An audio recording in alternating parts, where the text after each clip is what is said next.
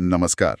आज हम Alice roader की किताब the snowball, Warren Buffett and the business of life, इसके कुछ खास हिस्सों पर गहराई से बात करेंगे। हाँ। ये अंश वॉरेन बफे की जिंदगी और उनके निवेश के जो तरीके हैं उन पर रोशनी डालते हैं। हमारा मकसद है इस जानकारी से उस इंसान को समझना जो दुनिया के सबसे कामयाब निवेशकों में से एक गिने जाते हैं, बिल्कुल। पर जिनकी पब्लिक इमेज है वो शायद उनकी असलियत से काफी अलग नजर आती है। हाँ, ये बात तो किताब में साफ उभर कर आती है।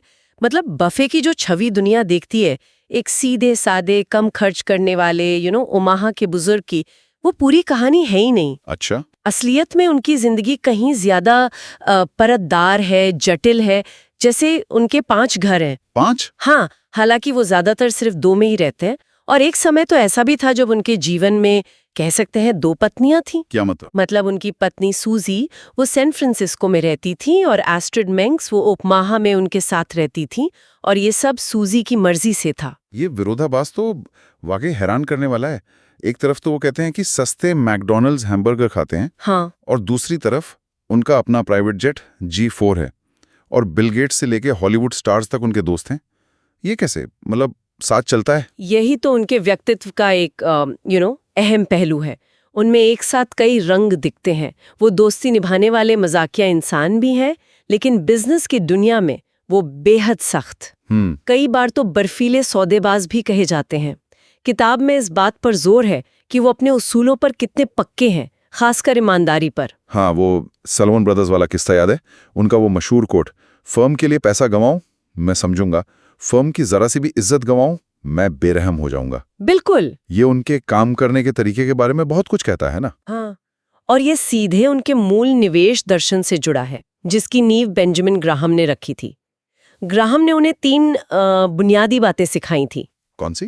पहली, स्टॉक को किसी चलते हुए बिजनेस का हिस्सा समझो, बस एक कागज का टुकड़ा या टिकर सिंबल नहीं। ठीक है। दूसरी, बाजार के रोजाना के उतार चढ़ाव, जिसे वो मिस्टर मार्केट कहते थे, बाजार का मूडी स्वभाव, उसे अपना दोस्त बनाओ, दुश्मन नहीं। उससे डरो मत। हाँ, डरो मत, बल्कि उसके मूड स्विंग्स का फायदा उठाओ। जब वो डरा हुआ हो और चीजें सस्ते में बेच रहा हो तब खरीदो। और तीसरा सिद्धांत था सुरक्षा का मार्जिन। सही, इसका क्या मतलब हुआ? बिल्कुल, सुरक्षा का मार्जिन। इसका सीधा सा मतलब है कि किसी कंपनी की जो अंदरूनी कीमत है, इंट्रिंसिक वैल्यू, उसका एक अंदाजा लगाओ और फिर उसे उससे काफी कम दाम पर खरीदो। जैसे आप 100 रुपए की चीज 60 या 70 में खरीदे, ताकि अगर आपका अंदाजा थोड़ा गलत भी निकल जाए तो भी नुकसान न हो। हाँ, तो नुकसान का खतरा कम रहे। ग्राहम ने उन्हें सिखाया कि भावनाओं में बहकर नहीं, सिर्फ तर्क और आंकड़ों के आधार पर निवेश करो। लेकिन फिर एंट्री होती है चार्ली मंगर की, और उनकी सोच में एक नया मोड़ आता है। मंगर का क्या असर हुआ? हाँ, मंगर ने बफे की सोच को और विकसित किया। ग्राहम अक्सर ऐसी कंपनियों में पैसा लगाते थे जो बहुत सस्ती मिल रही हों, भले ही उनका बिजनेस बहुत अच्छा ना हो। अच्छा। जिन्हें बफे मजाक में सिगार बट कंपनियां कहते थे।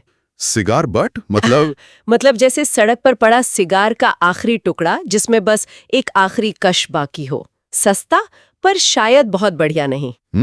मंगर ने उन्हें समझाया कि एक ठीक ठाक कंपनी को शानदार कीमत पर खरीदने से कहीं बेहतर है एक शानदार कंपनी को ठीक ठाक कीमत पर खरीदना। ये तो पूरा नजरिया ही बदल गया। बिल्कुल। मंगर का असली प्रभाव यही था कि उन्होंने बफे को सिखाया कि सबसे बड़ा सुरक्षा का मार्जिन सस्ते दाम में नहीं, बल्कि एक बेहतरीन टिकाऊ बिजनेस मॉडल में होता है। और इस सोच ने बर्कशायर हैथवे को पूरी तरह बदल दिया। किताब उनके बचपन के बारे में भी कुछ बताती है। बिल्कुल, कि वो शुरू से ही ऐसे थे। अंकों और समय को लेकर उनका जुनून। हाँ। बचपन से ही वो हर चीज को गिनने, नापने, उसका हिसाब रखने में लगे रहते थे। स्टॉप वॉच से मार्बल रेस का टाइम नोट करना। अच्छा। या कोका कोला की बोतलों के ढक्कन गिनकर ये पता लगाना कि कौन सा फ्लेवर ज्यादा बिक रहा है। छोटी उम्र में ही गोल्फ कोर्स से पुरानी गेंदें इकट्ठी करके बेचना। तो ये बिजनेस और नंबर्स की समझ उनमें नेचुरली थी। बिल्कुल, ये सिर्फ शौक नहीं था, ये दुनिया को समझने का उनका अपना तरीका था, आंकड़ों के जरिए। और यही जो लॉजिकल सोच है वो उनके परोपकार, उनकी फिलैंथ्रोपी में भी दिखती है। खासकर वो ओवेरियन लॉटरी वाली बात, जरा इसे समझाएंगी? ओवेरियन लॉटरी, ये उनका कहने का तरीका है कि हम किस परिवार में, किस देश में, किस माहौल में पैदा होते हैं, ये बस किस्मत की बात है, एक लॉटरी है। हम्म। और यही लॉटरी हमारी शुरुआती सफलता या असफलता में बहुत बड़ा रोल निभाती है। उनका मानना था कि भाई उनकी जो जबरदस्त कामयाबी है उसमें इस लॉटरी का बहुत बड़ा हाथ था। मतलब सही जगह सही समय पर पैदा होना। हाँ बिल्कुल। और इसीलिए इस कमाई का एक बड़ा हिस्सा समाज को वापस लौटाना उनकी जिम्मेदारी है। और इसी सोच के कारण उन्होंने अपनी ज्यादातर संपत्ति bill and Melinda Gates foundation को देने का फैसला किया।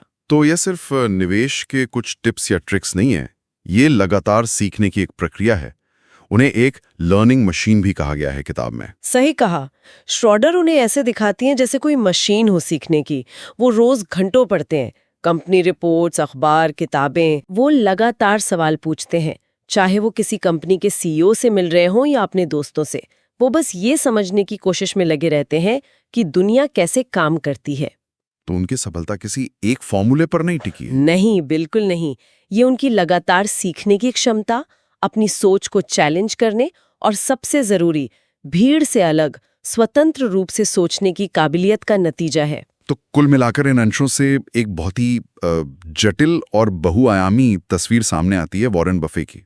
वो सिर्फ एक निवेशक नहीं है। नहीं, बिल्कुल नहीं। वो सिद्धांतों, विरोधाभासों और लगातार सीखने की जो ललक है, उसका एक बड़ा ही दिलचस्प मिश्रण है। एक ऐसा इंसान जो सादगी की बातें करता है लेकिन एक बेहद जटिल जीवन जीता है, जो आंकड़ों और तर्क को सबसे ऊपर रखता है, लेकिन साथ ही ईमानदारी और मानवीय रिश्तों को भी उतनी ही अहमियत देता है। बिल्कुल। और शायद यही सबसे बड़ा सबक है यहाँ पर।